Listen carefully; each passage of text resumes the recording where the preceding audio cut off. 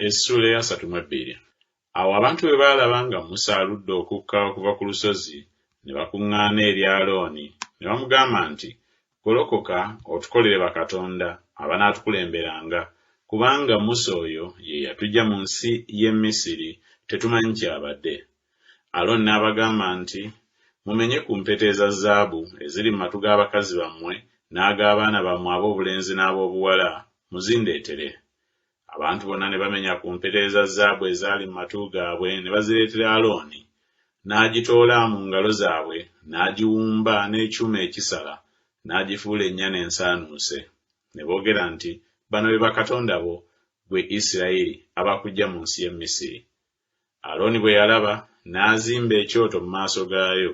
Alooni n'alangirira n'ayogera nti, enkya wanaabeera embaga eri Mukama. Ne bagolokoka enkya mu makya ne bawaayo ebiweebwayo eby'okwokya, ne baleeta ebiweebwayo olw'emirembe. Abantu ne batuula okulya n'okunywa, ne bagolokoka okuzannya. Mukama n'agamba Musa nti, genda oserengete, kubanga abantu bo be wajja mu nsi y'e Misiri beeyonoonyesezza. Bakyami mangu ne bava mu kkubo lye nabalagira. Beekoledde ennyana ensaanuuse, ne bagisinza, ne bagiwa ssaddaaka, ne boogera nti, bano be bakatonda bo, ggwe Isirayiri, abaakuggya mu nsi y'e Misiri. Mukama n'agamba Musa nti, abantu bano era, laba be bantu abalina ensingo enkakanyavu. Kale kaakano ndeka obusungu bwange bwake nnyo ku bo, era mbazikirize, era ndikufuula ggwe eggwanga eddene.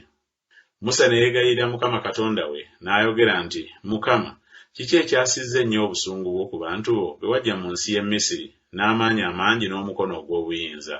Lwaki okwogeza Abamisiri nti yabagiramu obubi, okubattira ku nsozi n'okubazikiriza okuva mu maaso g'ensi?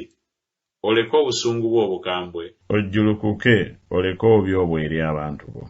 Ojjukire Ibulayimu, Isaaka ne Isirayiri abaweereza bo, be weerayirira wekka n'obagamba nti, ndyongereza ezzadde lyammwe ng'emmunyeenye ez'omu ggulu, n'ensi eyo yonna gye njogeddeko ndigiwa ezzadde lyammwe, nabo baligisikira emirembe gyonna.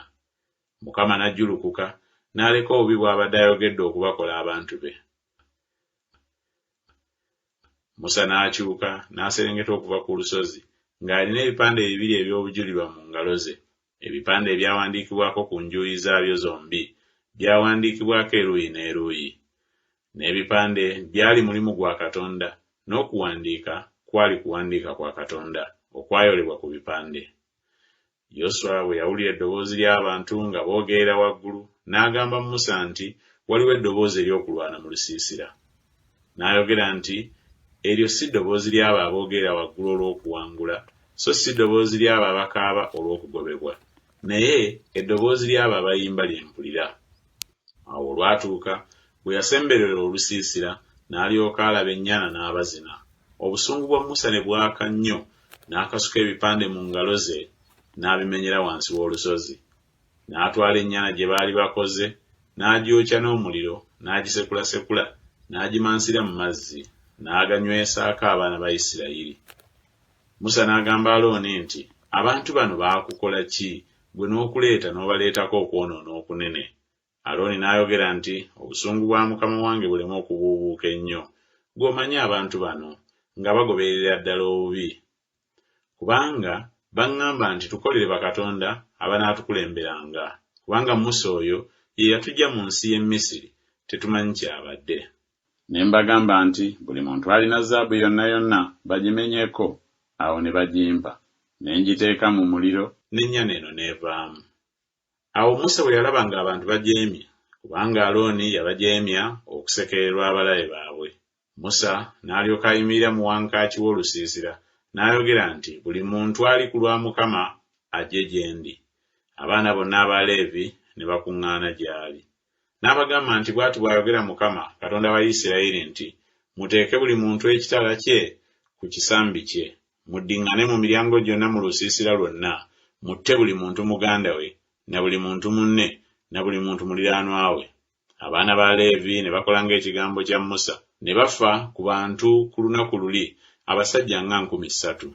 Musa n'ayogera nti, mwetukuze leero eri Mukama, newaakubadde okulwana buli muntu n'omwana we, era ne muganda we, alyoke abawe leero omukisa.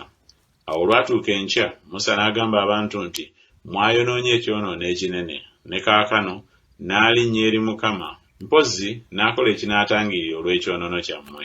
Musa n'addayo eri Mukama n'ayogera nti, woo, abantu abo bayonoonye ekyonoono ekinene ne beekolera bakatonda aba zaabu. Naye kaakano bw'onoosonyiwa ekyonoono kyabwe, naye bw'otoobasonyiwe, onsangule nze nkwegayiridde mu kitabo kyo kye wawandiika. Mukama n'agamba Musa nti, buli eyanyonoonye nze, oyo gwe nnaasangula mu kitabo kyange. Ne kaakano genda otwale abantu mu kifo kye nnakugambako. Laba malayika wange anaakukulemberanga, era naye ku lunaku luli lwe ndiwalana, ndibawalanako ekibi kyabwe. Mukama n'abonyaabonya abantu kubanga baakola ennyana Alooni gye yakola.